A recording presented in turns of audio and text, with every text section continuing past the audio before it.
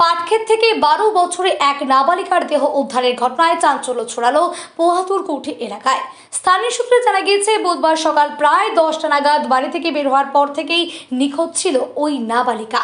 পরিবারের সদস্যরা এবং স্থানীয় বাসিন্দারা দীর্ঘক্ষণ ধরে বিভিন্ন জায়গায় খোঁজাখুঁজি চালান।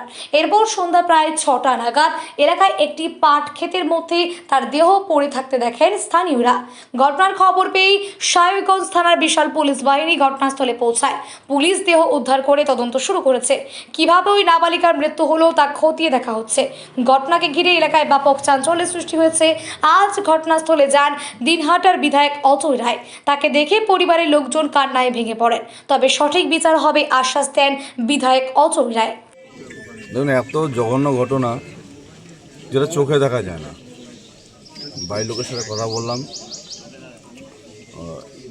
এদেরকে বলবো কি, মানে আশ্বস্ত করার কিছু নেই।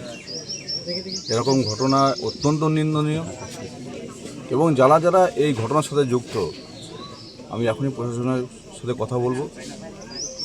আমি মনে করি যে এদেরকে ধরে নিয়ে সোজা খরচা করে দেওয়া উচিত এবং আমরা চাই যে পূর্ণ তদন্ত করে যারা যারা দোষী, প্রকৃত যারা দোষী, তারা যাতে একটাও রেয়াত না পায় সে বিষয়ে আমরা যেমন অবগত করব। এবং পাশাপাশি এই এলাকায় যারা এই নেশার ব্যবসা যারা করছে তারা কেউ রেয়াত পাবে না, তারা কেউ ছাড় পাবে না, তাদের বিরুদ্ধেও আমরা ব্যবস্থা গ্রহণ করব।